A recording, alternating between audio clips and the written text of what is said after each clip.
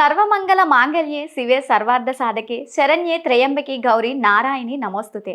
దీని అర్థం సర్వమంగళ మాంగళ్యే, అన్ని మంగళాలకు మంగళమూర్తి అయిన తల్లి, శుభాలకు మూలమైన తల్లి. శివే, శివుని భార్యవైన పార్వతి కళ్యాణ స్వరూపిణి, సర్వార్థ సాధకే, కొన్ని కోరికలను ప్రయోజనాలను నెరవేర్చే తల్లి. శరణ్యే, శరణు కోరదగిన తల్లి, రక్షణ ఇచ్చే తల్లి. త్రయంబకే, మూడు కన్నులు గల శివుని పత్ని. గౌరీ, తెల్లని కాంతితో వెలిగే గౌరీ.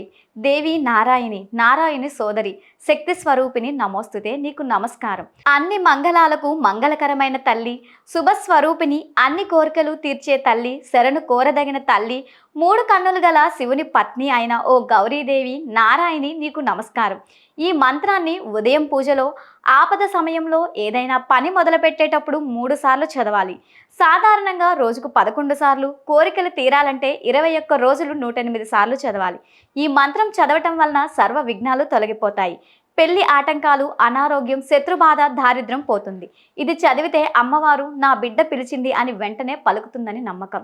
దుర్గా సప్తస్థుతిలో దేవతలంతా రాక్షసుల బాధ పడలేక అమ్మను ఇలా స్తుతించారు. వెంటనే అమ్మ ప్రత్యక్షమై మహిషాసురుణ్ణి సంహరించింది. అందుకే ఇది ఆపదలో తక్షణ రక్షణ ఇచ్చే మంత్రం. ఎర్ర మందారం లేదా గులాబీలతో అమ్మకు కుంకుమార్చన చేస్తే ఈ శ్లోకం చదివినా కోరిన కోరికలు వెంటనే తీరుతాయని భక్తుల విశ్వాసం.